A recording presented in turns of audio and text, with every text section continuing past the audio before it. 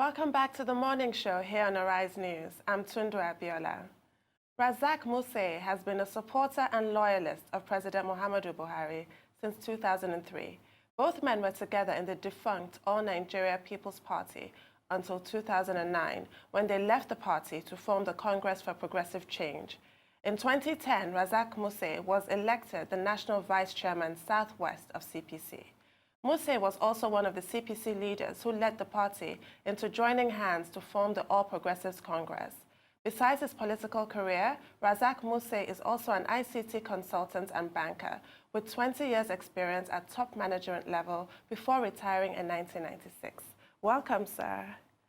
Very much. Thank you so much for joining us. It's a pleasure. So let's jump right in. Based on your long association with President Buhari, how would you describe him? Let's start on that personal level. Well, I think I will describe him as a God gift to Nigeria because if we recollect that he tried, it was the fourth time that he won the election. Well, he won previous elections too, but so many things happened under the table. But having contested thrice and then won on the fourth time, then it is obvious that he has a mission. And that mission is based on the need to face corruption in Nigeria squarely. Because corruption product is negativity in the sense that if you don't get power supply, if you go and check out, maybe the reason why you're not getting is somebody has compromised so that now they can get some few things under the table. If you go and see a bad road, maybe the contractor have collected money and he refused to perform and settle the officials, and so on and so forth. So basically, our major problem is to try and reduce. You can't eliminate completely. To reduce corruption to the barest minimum. And once that is done, then the foundation is laid to getting things done properly at the right time, at the right price, and for the benefit of all. Is this what informs his persistence in this quest for the presidency, which, as you just said, he finally succeeded after the fourth time, and he campaigned promising to only serve one term, yet he's seeking re-election. Is this persistence, or is it being power hungry? Where's the line? Well, I don't believe that the president I know, because of his integrity, I don't think he's given any word to somebody that is going to spend one term. What I know about him is that he's a man of his words. And I recollect when we were about to start the alliance with ACN. That was in 2010. And along the line, the alliance collapsed because of various conflicting interests. I was with him at the International Press Conference Center in Abuja, where he formally said, I have tried, I want to come out and serve, but this alliance, is privy to me achieving that dream for Nigerians, but the alliance has unfortunately collapsed. That's 3 days to the election. And that, as a result, he's not longer going to participate in politics. And he shed tears. I was beside him. The tears is that, hey, this is me, really want something done about this country. Because he's not interested in monetary, I mean, that is the integrity he has. And once you have that as a leader, I think every other thing will flow. So I don't think that he gave any commitment. And of course, a lot of people, believe that he has achieved a lot. But some people are not convinced. And I think the major trunk of this campaign is to convince the doubting Thomases that he has performed. And I can start on that unless you have a question related to that. Okay. So I just want to establish that he sees his leadership as a personal responsibility that only he can discharge. Not at all. He's a team player, you know, and, you know, in fact, to achieve what he wants to achieve, he needs to have capable hands, trusted hands, and people who want to serve. You see, there are two different issues. If you clamor for a position, it could be based on one, monetary and personal benefits, or the drive, the desire to serve. So he painstakingly tried to ensure he identified people who really want to serve. And as well, that's probably one reason why they call him Mr. Go-Slow, President Go-Slow. You know, he's trying to be articulate and ensure that, you know, if you have been put in a place, you are a square peg in a square hole, you know, and nothing short of it. So how would you assess President Buhari and the team he meticulously chose based on the administration's performance? Obviously, there was a plethora of campaign promises, but the main three was anti-corruption, insecurity, and the poor economy. That's his three-pronged war against these three social ills. How would you Thank rate you. them? Let me take it one by one. You see, the three commitments are one, security, and then, of course, economy, and let's take security. Now, I'm surprised that people still don't believe that a lot has been achieved in this direction. Let me take two examples. Before he came in, you cannot sit in any of the gardens in Abuja because of threats of Boko Haram, because there were bombs in those gardens. If you want to travel by luxurious bus from Abuja to anywhere, you need to go to the terminals then. They have to install so many gadgets because there were bomb blasts at motor parks, etc., etc. That is no longer there. Even there was threat that they're even coming to Lagos, and some were caught. That is no longer there. I think that's a major achievement. You know, yes, Boko Haram is like, they are terrorists and playing guerrilla warfare. You know, guerrilla warfare means that you don't easily know, you don't even know your enemy, you know, until they strike. So it's a moving, you know, fighter. Now, let's take the Northeast, because that is the origin of Boko Haram. Before he came in, they have taken over so many local governments, putting their flags on Nigerian territory, and without any qualms, and they were expanding. So right now, those local governments, have been taken over by the government. Of course, it created a lot of displaced persons, you know, which is also another problem. You know, while you are trying to fight Boko Haram, the problem being created by Boko Haram is even more overwhelming in terms of displaced person, in terms of destruction of infrastructure and all that. So for anybody who sees that, or what I've done analyzed, I don't see us saying we have not improved in terms of, there's a lot more to be done. Can I present you with a counter-argument? Because what you've just described is how the federal government has successfully beaten back Boko Haram and contained them in the northwest, in the northeast. I beg your pardon. Obviously, the problem has not been eradicated, but it's been contained and progress has been made there. However, critics will still maintain that this was not to the credit of the federal government, that it was Boko Haram that decided to change their tactics and consolidate their base in the northeast. What would you say to those critics? No, they have not consolidated any base in the northeast. You see, and don't forget too, maybe I need to throw more light internationally.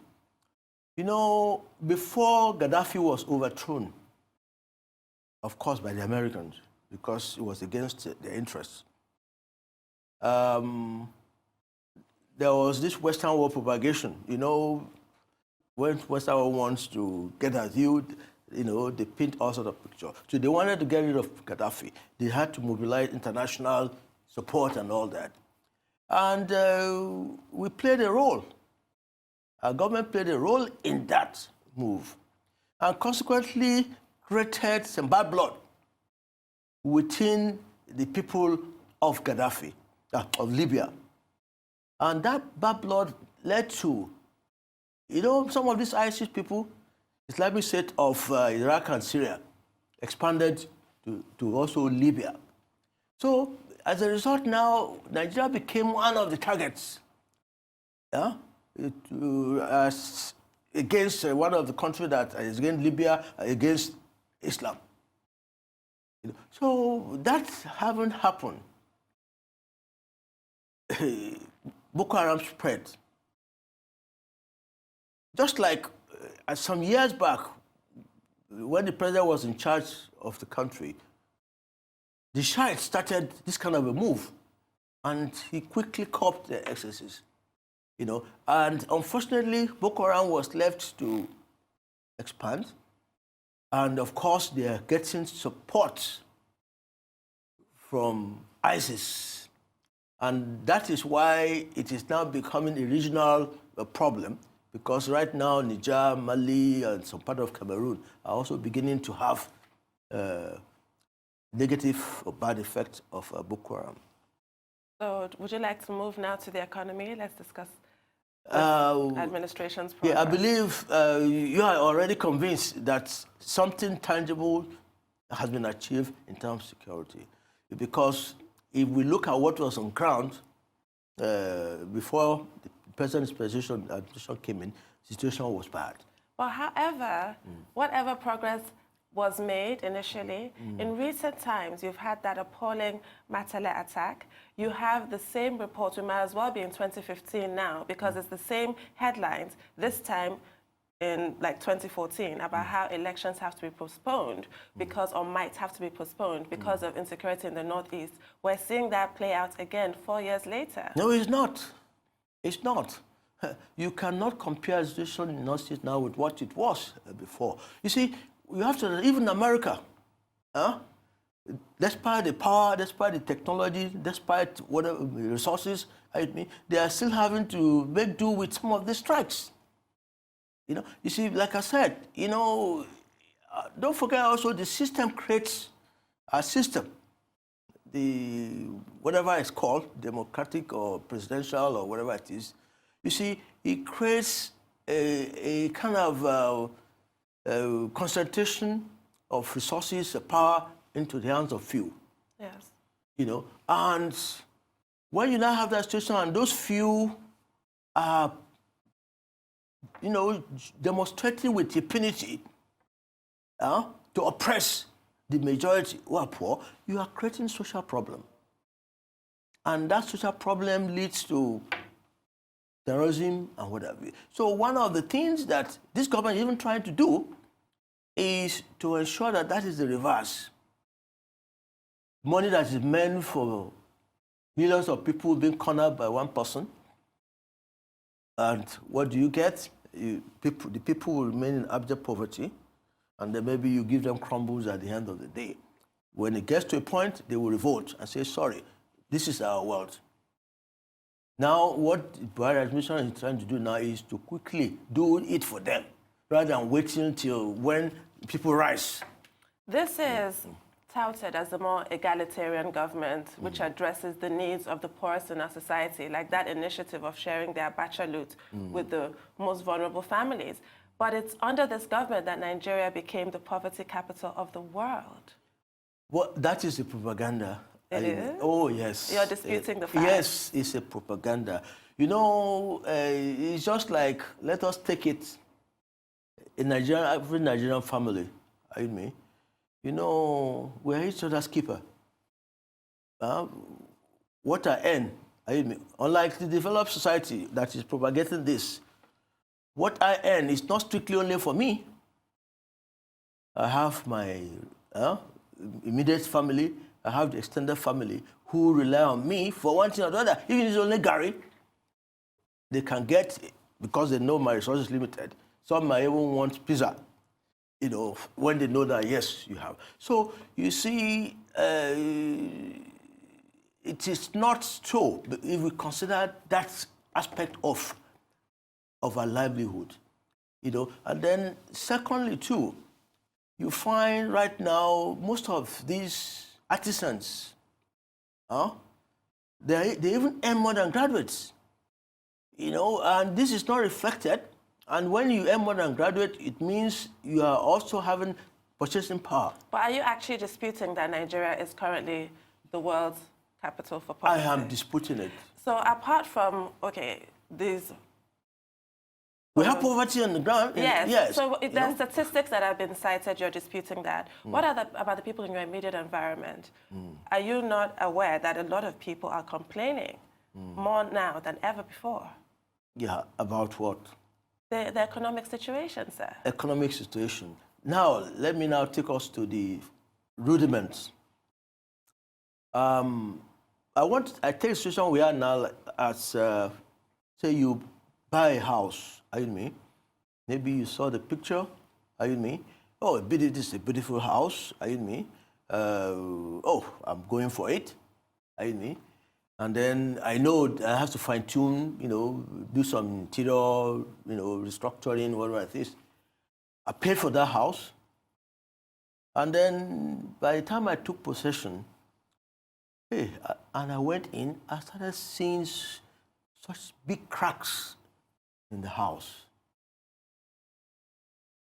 Then I realized that, the roofs have leakages. I'm not left with a choice. I bought the house. I'm not left with a choice. What do I do? To try and amend these defects or demolish the house and rebuild. That's a very difficult decision to take. It is. That's the situation we are now in Nigeria.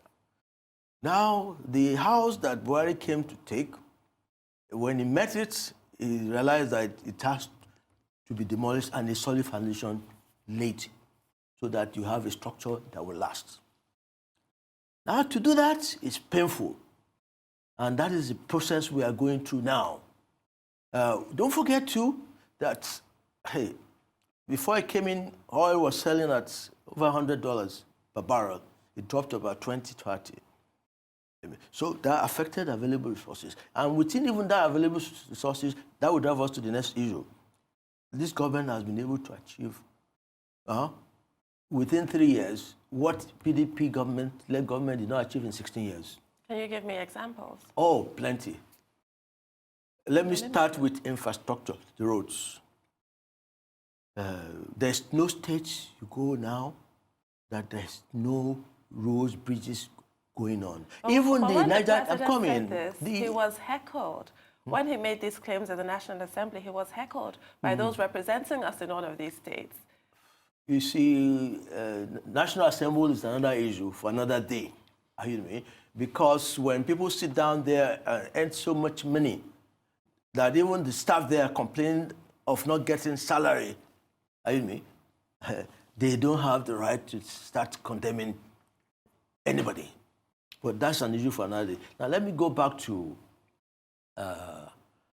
infrastructure. Infrastructure.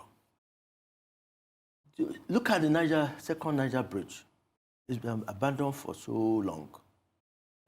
And this is crucial to the southeast, because it links southeast to other parts of the country. It's been done. Now, you go on and on. Lagos-Ibadan Express that has taken almost 20 years. Now we have a plan that is working, which will deliver that place in the next 2 years. In fact, right now, it's even much, much better than what it was before the government came in. I can go on and on and on. Look at aviation. Now, for the first time, even in West Africa, not to talk of, maybe even in Africa, we now have, I won't say in Africa because South Africa may have it. We now have a train to link you from town to the airport.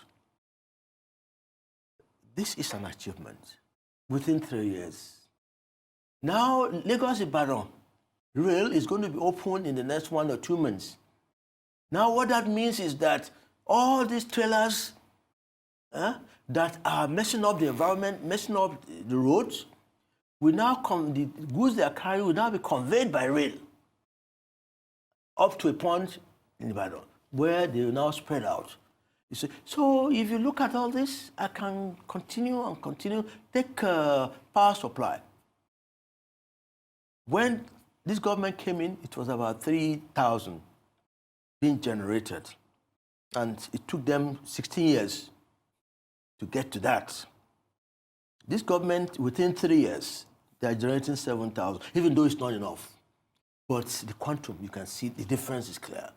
16 years, 3,000. 3 years, 7,000. I mean, nobody can fault that achievement. Now, the second problem is the distribution. You see, a lot of people don't seem to appreciate what the government have done in terms of power supply because they are still having power cuts on, irregular power supply. That is no longer the government's problem. It is the government's problem, I'm coming. Sir. Ask me how or why. Why, sir? It's fine. Now, during the previous government, fine, they decentralized power supply management in the country by creating DISCOs, which is distribution companies, and GENCOs, which generates, so that they offload those things from responsibility of government, because we all know government-driven something sometimes is inefficient, because it's not profit or business-like. Now, to start with, the GENCOs that bought over that aspect of distribution, most of them didn't realize what it takes, what is required. They just felt it's another business as usual. Now it is the responsibility of the DISCOs to ensure that light gets here at the right time and regularly. But unfortunately, they are not living up to expectation because they still believe they are just like the old NEPA. And, you have a fault, you have to go and beg for them to come and see to it. Then if there's parts that need to be replaced, they expect you to even use your money to buy. That is not the essence of creating DISCO. And a lot of popular, in fact, it's part of the campaign issue that, hey, the government has done its own bit. So the next level might be to review the agreement with the DISCOs. Yes, the agreements are not open-ended. They're subject to monitoring and termination. Yes, termination. Yeah, you don't just wake up overnight and terminate some agreements. If somebody is in breach of an agreement. Yes, there are sanctions. But what I'm trying to let you understand is that the aim of the government in privatizing that sector is to bring about efficiency. Through investments, through... Absolutely, but even in all privatization agreements, the government puts the contractors on quite a short leash, whereby if they breach their agreements by failing to perform, as you've described, they will be sanctioned and eventually terminated. That's the next level I'm talking about. Exactly, so the government should not abdicate responsibility. They are not. So I've just said so. In fact, there is a regulatory body set up by the same government to ensure that there's compliance. For example, the issue of meter.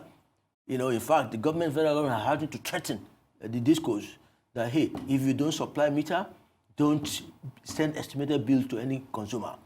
And so they've done so many things to protect the interests of the consumer. But what I'm trying to say is that the whole process has been defective from foundation.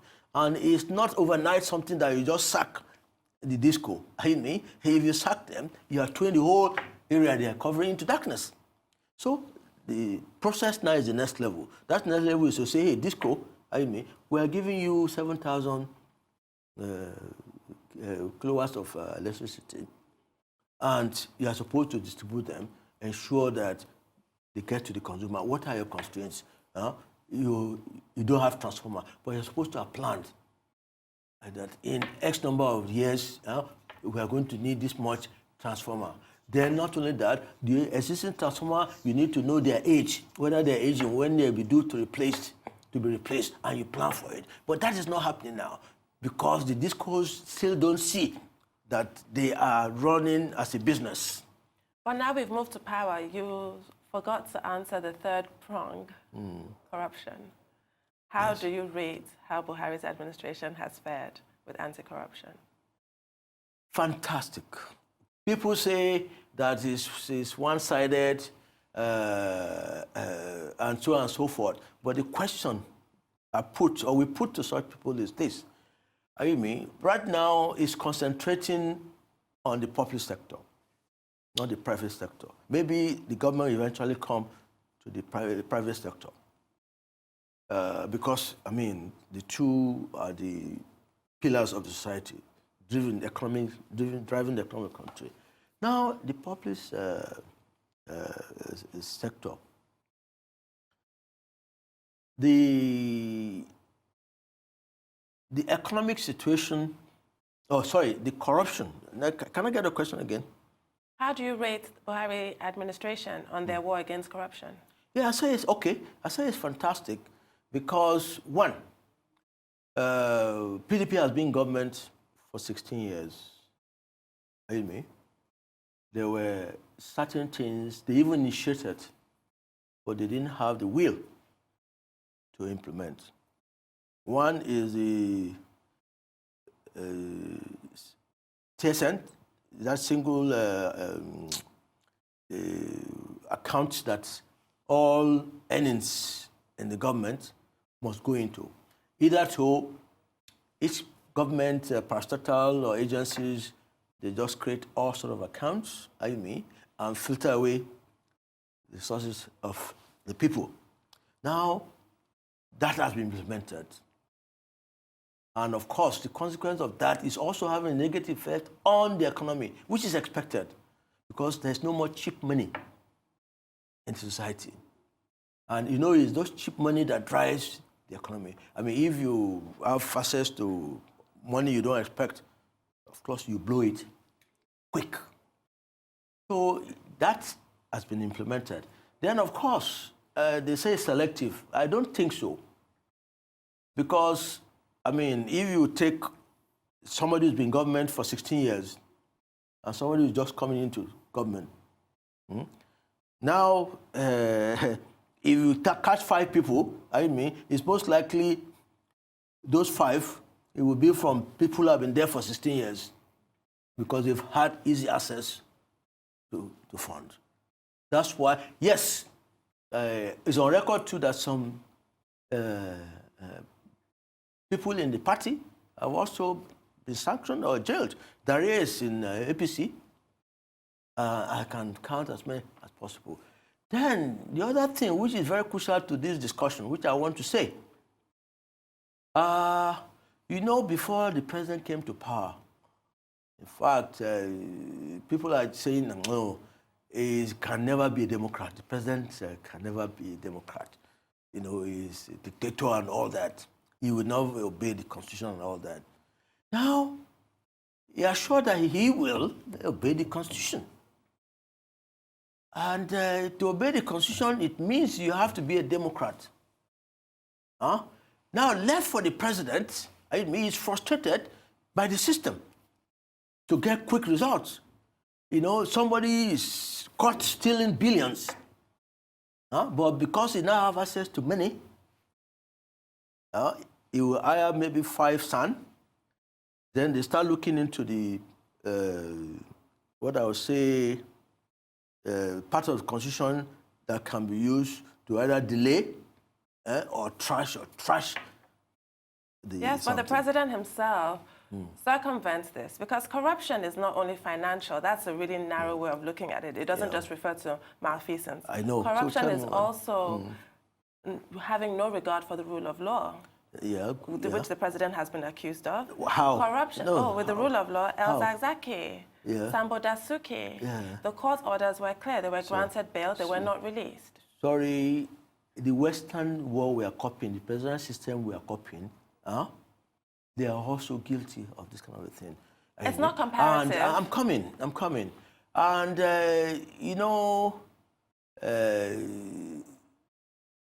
I'm sure you are referring to cases like Sasaki or Dasuki and all that. But the government has made it clear there are certain fundamental human rights. There's a boundary where that right conflicts with the security, safety of other Nigerians.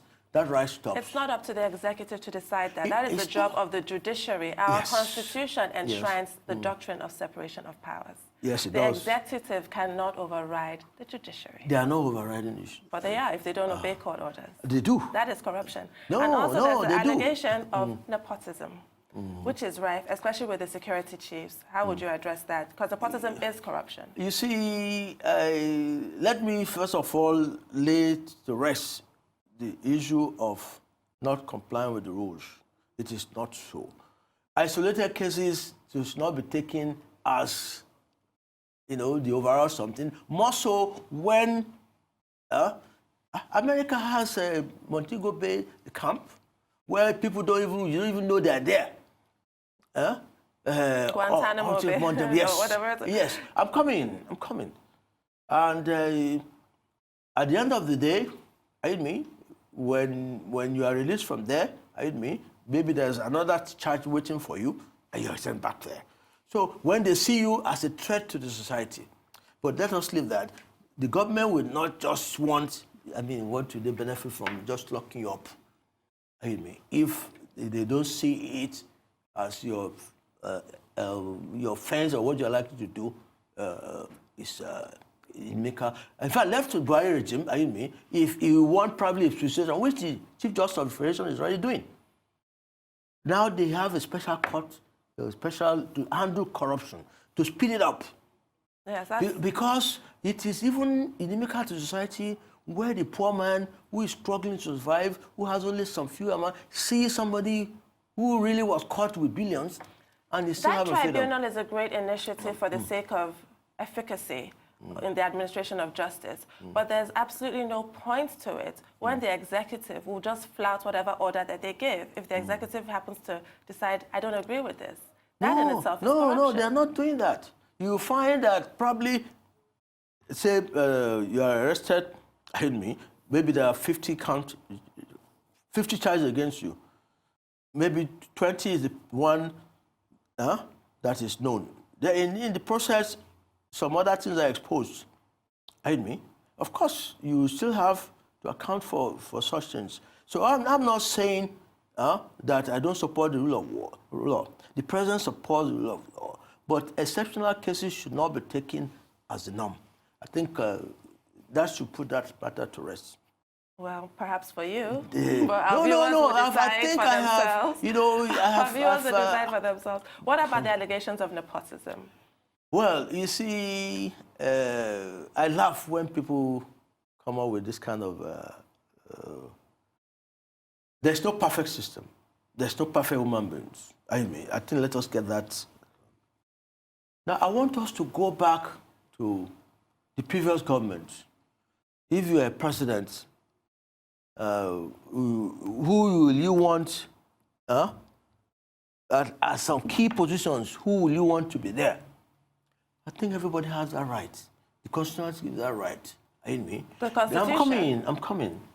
Now, where the Constitution says that you must spread, it is clear in the Constitution, and federal character is the issue.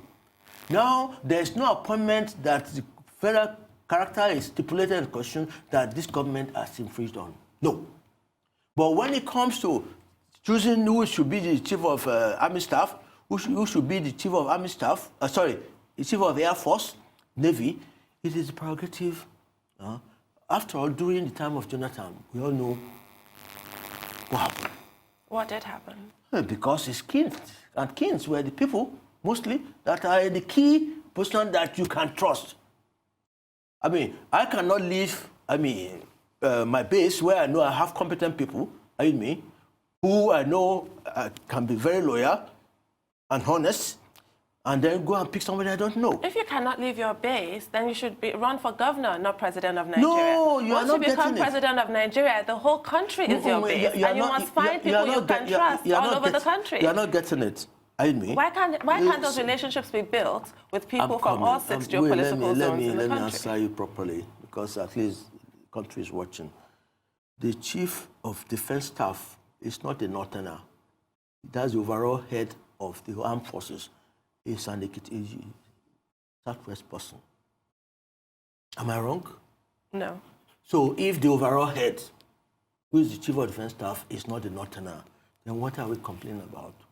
If I may ask. The optics of the entire list. This is a country, no, but you understand that we have these tribal fault lines, and we need to be sensitive to observing federal character. The president has been accused of insensitivity in this regard. People will accuse him, and like you also said, he said, I'm quoting him, that where such things are noticed and confirmed, there will be amends. He has said that. But I want you also to appreciate that fundamental issue, that if, let's take this organization for example, if the owner of this place is from a Yoruba ethnic Southwest, now he will look first, if there are capable people, then he will look for people from outside and will put them on the scale. He actually is from the South, and he did not do anything like that. No. Listen, let me. No, you are not also getting me. I am getting you. Now, I'm not saying that I should put a Yoruba person in charge of here. No. I say the first instinct to you, which is natural, is to look at the various people, and most people that will come to your mind initially are the people you've been relating with, people you know very much. And then, of course, at the end of the day, this is business. You have to put the right person there, irrespective of where he or she comes from, to get good results. That is now when you now decide that, sorry, it can't be Yoruba man. It has to be a Hausa man. But nature, definitely your first inclination is, So that's that. Then I think there's another issue too, which I think I should touch on. I'm trying to, maybe by the time you ask the next question, I will be able to. I'm going to pick up from the thread of the National Assembly, which you referred to briefly. What is your view on the whole palaver over the electoral bill and the president withholding his assent? Was he right to do that? The president has a right to withhold assent to anything, any draft bill. That is fundamental provision in the Constitution. The next thing is for the Assembly to veto. And to veto, there are also rules. You must have either 2/3 of the whole entire, not only the federal, also I think down to the states. Because the laws being made at the federal, is supposed to drive the whole country. That is one. The second issue is, it's like you're going to play a game, a football match. That football match is coming up in 3-4 days' time. Then you now realize that, hey, we are supposed to have implemented certain changes. Now, those changes, if they are so fundamental, it will affect the match. I'll give you an example. There's a rule that, if you want to play, you must not commit, what do you call it? Offside? No. Infringement. If not, it will become a penalty. Okay. Are you with me? There's a line drawn. For if you cross that line and you commit something, it's penalty. You now say, no, that place is too close to the goalkeeper. Let us move it forward or backward. Now, the player I will not be used to the new rule, because the game is coming so close.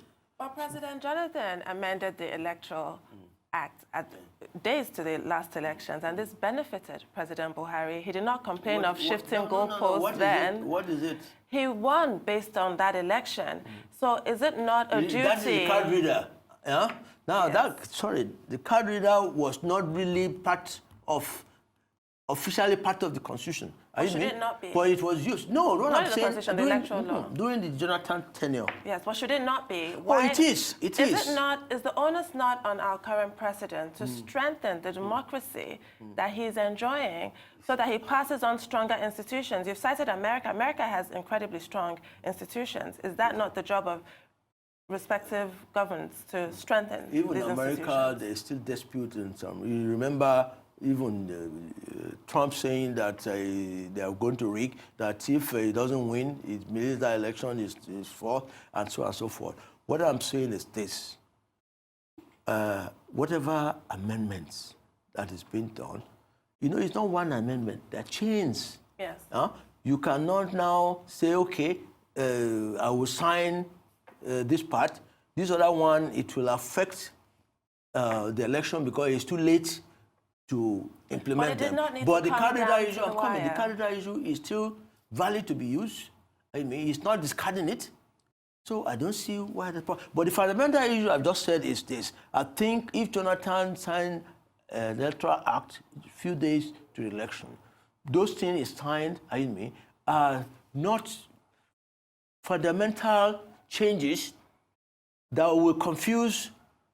And don't forget Nigerian politicians. Everybody wants to win. Which is, one person who has to lose, one will have to win, some will lose. If you now sign in a bill that encompasses so many things at the last hour, hey, it will create confusion. The bill was not presented at the last hour. It went back and forth. 4 times over flimsy reasons like typos. No, ask the National Assembly people whether they did not correct what was... Yes, but it shows, it sort of indicates a lack of political will from the presidency for this bill to be passed. If it's been rejected because of these flimsy reasons, there is a liaison. The president has his senior special advisor for National Assembly matters. There was a committee set up, including the Attorney General, who's a member of the executive. It says a lot. Yeah, but it didn't say anything because each time you send it back, the assembly sees the flaw and correct. So why don't they do a proper job in the first instance? Because if they have done a proper job in the first instance, there won't be all this thing we're talking about. So you're passing the buck to the National Assembly? Yes. And you're keeping it there. Let's look at the geopolitical configuration of the president's electoral victory.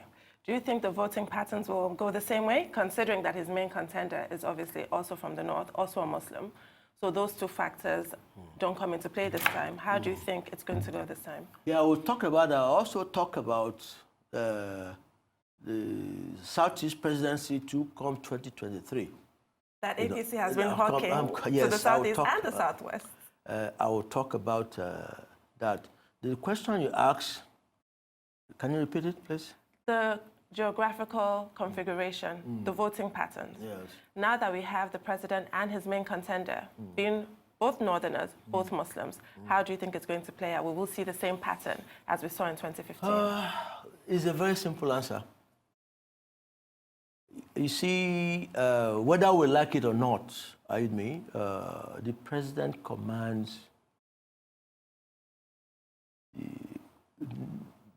85 to 90% of the voting population of the North.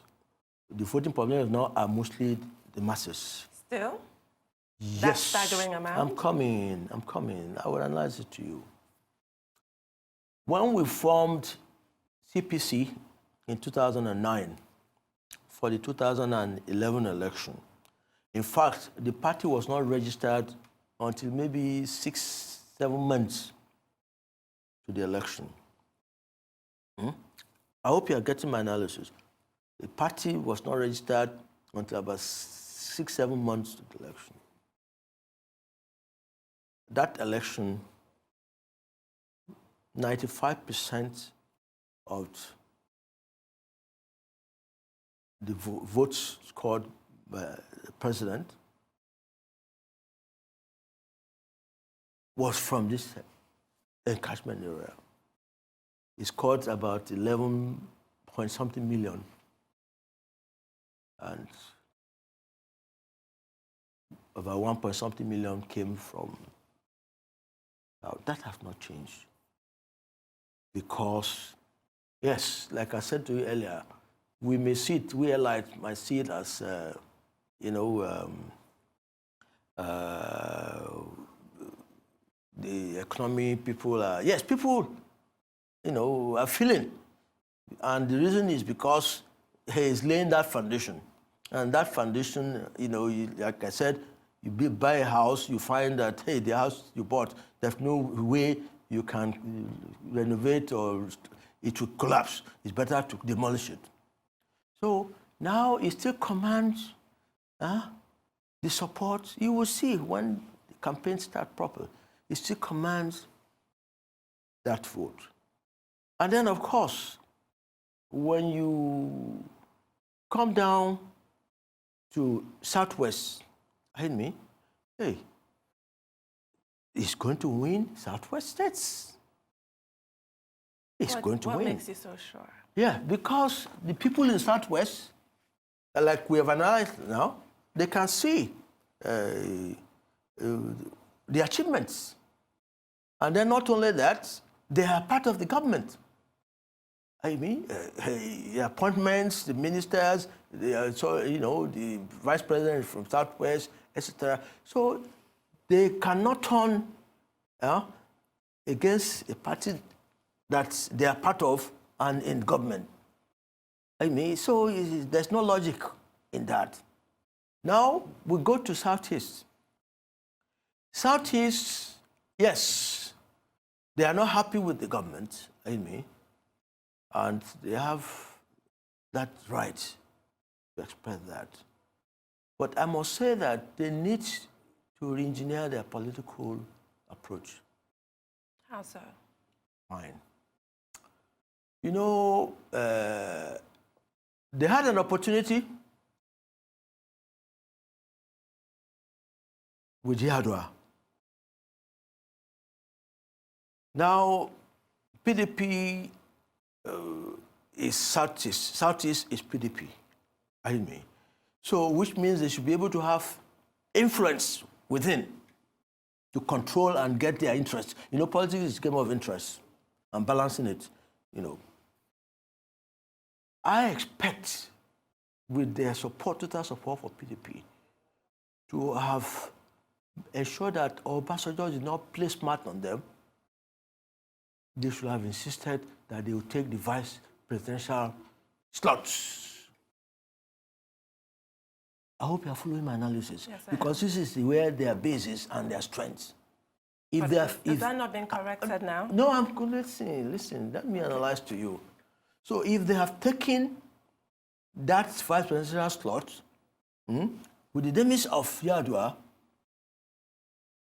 they will have taken the presidency and build on it. But they allow Obasanjo to come and impose somebody else, and they kept quiet. And of course, they were given maybe the Senate president or whatever it is. That is political suicide. That's number one. Number two, we are in democracy. And to be in government, you have to be on a party platform. You can't come from the blues and say, APC, field me as your candidate. You must be in the party. You must have contributed to the party. Now, they are putting all their eggs in one basket. It's not helping them. It's not helping Southeast. You say why? Now, last election, about 90% of them went into PDP. So, what do you expect? They are not part of the party that won the election. And of course, when you win an election, patronages first have to go to people who contributed towards the election. So you cannot expect APC to leave those people who are qualified and experienced and contributed to, and leave them to come and choose. I'm coming. I'm coming. Now, people like Ngige, Okorocha, Inamani, and Co. saw this that we must not put our eggs in one, because if we don't belong to a party and that party wins, definitely we cannot expect that that party will say, thank you for not supporting us, come and take this. Now, the same error is about to be committed for the 2019 election. And what that means is that if they put all the eggs again in one basket, and APC wins, okay, APC wins the election, and PDP loses, how will they become president in 2023?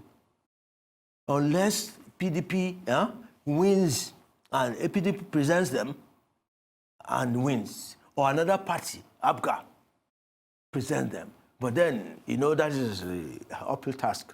There's so much to discuss on this topic. We didn't even get to talk about Boss Mustafa's offer to the Southeast, as well as Vice President Oshibajo and Ofashala's offers to the Southwest. But unfortunately, this discussion, we have to round it up at this point. We hope to have you back to continue this fascinating conversation. Thank you very much for your time. Pleasure.